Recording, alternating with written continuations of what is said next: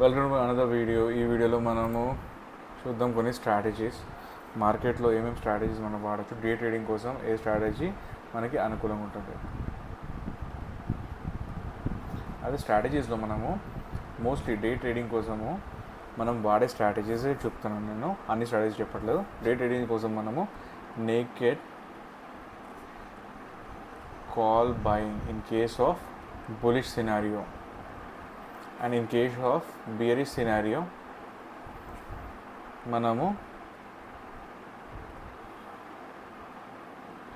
Naked put by చేస్తాము. Naked call by and naked put by చేస్తాం మనము. In case of bullish అయితే call buying, in case of బియరిష్ అయితే naked put buying చేస్తాము.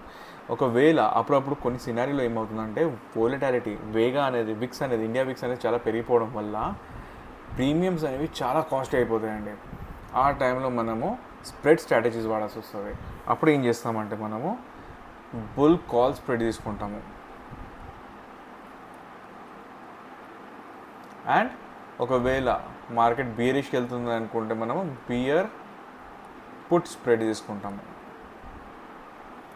Mostly ఈ strategies మనము ఇంట్రాడేలో ఎవ్రీడే వాడతాము. ఎవ్రీడే ఈ స్ట్రాటజీస్ మీదనే పనిచేస్తే చాలు మీకు. అండ్ ఇక్కడ మనకి రిస్క్ రివార్డ్ వచ్చేసి 1:2 మినిమం పెట్టుకోవాలి. ఒకవేళ మీరు 1:3 తీయగలిగితే వెల్ అండ్ గుడ్. సో ఈ స్ట్రాటజీస్ చూద్దాము. మనకి రిక్వైర్డ్ మార్జిన్ ఎంత ఉంటుందో ఒకసారి పే ఆఫ్ గ్రాఫ్ తోటి చూద్దాం. సో ఇక్కడ మనము స్టాక్ మార్క్స్ సైట్ ఓపెన్ చేస్తున్నాము. ఇక్కడ స్పాన్సర్ ఏం కాదు, నేను వాడతాను కాబట్టి మీకు చూపిస్తున్నాను. సో ఇక్కడ మనకి పే ఆఫ్ గ్రాఫ్ ఎలా ఉంటుంది. సో ఫర్ ఎగ్జాంపుల్ మార్కెట్ ఒకవేళ బులిష్ ఉందనుకోండి, మనం బులిష్ ట్రేడ్ తీసుకుందాం అనుకుంటున్నాం మార్కెట్లో, అప్పుడు మనము కాల్ సైడ్ బై చేస్తామన్నమాట. సో బయింగ్ చేసేటప్పుడు ఒకటి జాగ్రత్తగా గుర్తుపెట్టుకోండి, ఏంటంటే ఎప్పుడు కూడా out of the money buy చేయకండి. ఈవెన్ దో ప్రీమియం చాలా తక్కువ అయినా కానీ at least at the money buy చేయండి. ఒకవేళ మీరు బై చేయగలిగితే ఇన్ ద మనీలో బై చేస్తే well and good. And stop loss మాత్రం స్ట్రిక్ట్గా పెట్టాలి. సో ఇక్కడ మీకు చూపించడానికి పే ఆఫ్ గ్రాఫ్ ఎలా కనపడుతుందో చూపించడానికి నేను బయింగ్ చేస్తున్నాను అట్ ద మనీని. అట్ ద మనీ ఒకవేళ మనం బై చేస్తే ఇక్కడ మనకి పే ఆఫ్ గ్రాఫ్ అనేది ఈ విధంగా కనబడుతుంది. సో ఈ పే ఆఫ్ గ్రాఫ్లో మీకు ఈ గ్రీన్ రీజియన్ ఏదైతే కనపడుతుంది కదా, ఇది మీకు ప్రాఫిట్ అనమాట. అండ్ ఇక్కడ రెడ్ రీజియన్ ఏదైతే కనపడుతుంది కదా, ఈ రెడ్ రీజియన్ వచ్చేసి మీకు మ్యాక్సిమం లాస్. ఆ మ్యాక్సిమం లాస్ ఎంత అవ్వచ్చు అంటే మనకి డిప్లాయిడ్ క్యాపిటల్ ఎంత ఉంటుందో బయింగ్లో, అదే మనకి మ్యాక్సిమం లాస్ ఉంటుంది. సో ఈ సినారియోలో మనకి 11,303 రూపాయలు వచ్చేసి maximum loss. And maximum profit వచ్చేసి అన్లిమిటెడ్గా ఉంటుంది ఒకవేళ మార్కెట్ పైకి వెళ్తూనే ఉంటే. కానీ ఎక్కువ గ్రీడ్కి వెళ్ళకుండా, ఎక్కువ ఆశకు వెళ్ళకుండా మనం ఏంటి 1:2 తీసుకొని బయటపడాలి. ఒకవేళ మనకి ఎగ్జాంపుల్ కోసం చూసుకుందాము, 11,303 ఉంది. అయితే ఇక్కడ మనం మ్యాక్సిమం లాస్ వచ్చేసి 20% పెట్టుకోవచ్చు, మినిమం లాస్ వచ్చేసి 10% పెట్టుకోవచ్చు. సో ఇక్కడ 11,303 రూపీస్లో మనకి 10% చూసుకుంటే 1130.3 పైసా. ఇది మనకి maximum loss in case of 10%. అయితే మ్యాక్సిమం ప్రాఫిట్ వచ్చేసి 2,260 దగ్గర ఉండాలి మనకి మ్యాక్సిమం ప్రాఫిట్. అంత వస్తే తీసుకొని బయటపడండి. తర్వాత ఇంకో ట్రేడ్ వెతకండి, లేకపోతే you're done for the day. 2,000 మీరు ఒక రోజులో సంపాదిస్తున్నారంటే మంచి అమౌంట్ అండి అది.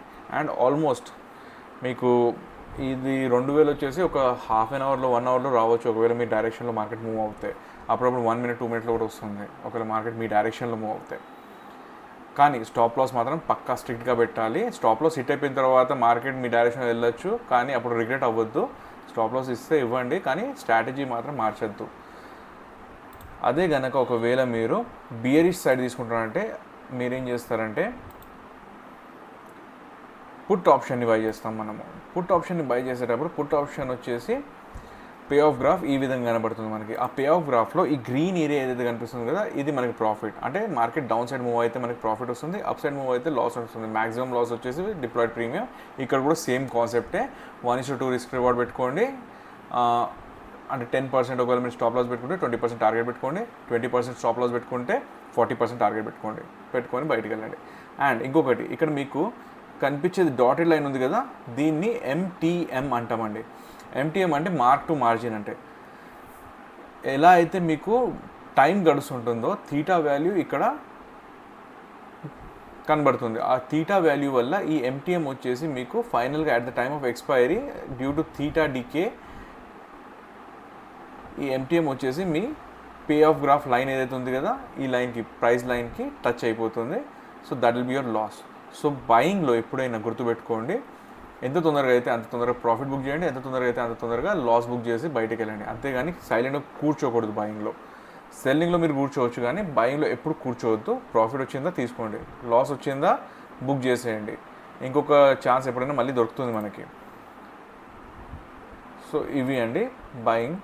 ఆ తర్వాత ఒకవేళ అప్పుడప్పుడు ప్రీమియమ్స్ చాలా ఎక్కువ ఉంటాయి, ఆ టైంలో మీరు బయింగ్ చేస్తే సడన్గా మార్కెట్ ఫ్లక్చుయేషన్ వల్ల మీ స్టాప్ లాస్ ట్రిగర్ అవ్వకుండా మార్కెట్ అనేది మీ ఆపోజిట్ డైరెక్షన్ పెద్దగా వెళ్ళిపోతుంది. ఆ టైంలో మీకు పెద్ద లాస్ కనిపెట్టే అవకాశాలు ఉన్నాయి. అయితే దాన్ని ఆపడానికి, అట్లాంటి లాస్ కాకపోవడానికి మీరేం చేయొచ్చు అంటే ఒక స్ప్రెడ్ తయారు చేయొచ్చు, అంటే ఒక హెడ్జ్ స్ట్రాటజీ తయారు చేయొచ్చు. ఆ హెడ్జ్ స్ట్రాటజీ ఎలా ఉంటుందంటే, ఫర్ ఎగ్జాంపుల్ మీరు బులిష్ సైడ్ అనుకుంటున్నారు అనుకోండి. బులిష్ సైడ్ ఉన్నప్పుడు ఏం చేశారంటే at the money are slightly in the money buy చేయండి ఒక కాల్ని. ఆ తర్వాత అదే విధంగా నెక్స్ట్ ఇప్పుడు 54 డెల్టా మనం బై చేసాం కదా, 54కి సగం వచ్చేసి మనకి 27 దగ్గర డెల్టా ఉంటుంది. ఆ 27 దగ్గర డెల్టాని మనం సెల్ చేస్తాము. సో ఈ విధంగా స్ట్రాటజీ అనేది ఫామ్ అవుతుంది. అయితే ఇందులో మీకు 1:1.5 అప్పుడప్పుడు 1:2 రిస్క్ రివార్డ్ కనబడుతుంది. అండ్ ప్రాబిలిటీ ఆఫ్ ప్రాఫిట్ 43 వస్తుంది. ప్రాబిలిటీ ఆఫ్ ప్రాఫిట్ కూడా పెరుగుతుంది మీకు. అండ్ డిప్లాయిడ్ క్యాపిటల్ కూడా పెరుగుతుంది. ఇక్కడ ఇంతకుముందు మనం 11,000కి నార్మల్ బయింగ్ చేసాం కదా, ఇలాంటి బయింగ్లో మనకి రిక్వైర్డ్ క్యాపిటల్, ఎందుకంటే సెల్లింగ్ లెగ్ ఎక్స్ట్రా ఉంది కాబట్టి మనకి రిక్వైర్డ్ క్యాపిటల్ పెరుగుతుంది. ఇక్కడ మీరు సైలెంట్గా కూర్చోవచ్చు. మీ డైరెక్షన్లో మార్కెట్ మూవ్ అయితే మీకు ప్రాఫిట్ వచ్చే ఛాన్సెస్ ఉన్నాయి. సో ఇదండి మీకు బుల్ కాల్ స్ప్రెడ్. అదేవిధంగా ఒకవేళ మీరు మార్కెట్లో బియరిష్ ఉన్నారనుకుందాము. బియరిష్ ఉన్నప్పుడు ఏం చేస్తారంటే మనం పుట్ ఆప్షన్ని ఫస్ట్ బై చేస్తాము. ఆ తర్వాత ఎంతైతే డెల్టా ఉందో దానికి సగం డెల్టాని మనం సెల్ చేస్తాము. సో ఇక్కడ 56 ఉంది. సో 25, 26, 27, 28 డెల్టా దగ్గర మనం సెల్ చేస్తాం అనమాట.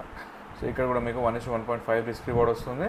అండ్ ప్రాబిలిటీ ప్రాఫిట్ చూసుకుంటే మనకి 44% వస్తుంది. అండ్ డిప్లాయిడ్ క్యాపిటల్ 50,000, 53,000 అలా వస్తుంది. సో ఇక్కడ కూడా మీరు ఈ టైప్ ఆఫ్ స్ట్రాటజీ తీసుకోవచ్చు. ఇది హై విక్స్ ఉన్నప్పుడు, హై వోలటాలిటీ ఉన్నప్పుడు ఇలాంటి స్ట్రాటజీస్ మనము వాడచ్చు ఇంట్రాడే కోసము. So that's all for this video. So ఇంకా మీకు స్ట్రాటజీస్ గురించి తెలుసుకోవాలనుకుంటే ఇలాంటివి కాకుండా కొన్ని సైడ్ వే స్ట్రాటజీస్ ఉంటాయి, like iron condor, iron fly, straddle, strangle, ఇలాంటివి చాలా ఉంటాయి. అవన్నీ మీరు తెలుసుకోవాలనుకుంటే ఇంట్రాడేలో మోస్ట్లీ అవి నేను వాడను కాబట్టి మీకు చెప్పట్లేదు. కాకపోతే దాని మీద అవగాహన ఉంది నాకు. మీకు కావాలి అంటే కమెంట్లో రాయండి, నేను మీకోసం సపరేట్గా వాటి మీద డిస్కస్ చేసి ఒక వీడియో తయారు చేస్తాను. అండ్ ఈ వీడియో కూడా మీకు నచ్చినట్టయితే లైక్ చేయండి అండ్ ఛానల్ని సబ్స్క్రైబ్ చేయండి ఇలాంటి వీడియోస్ ఇంకా చూడాలనుకుంటే. And notification bell icon click చేయండి for notifications. So thank you. See you in the next video.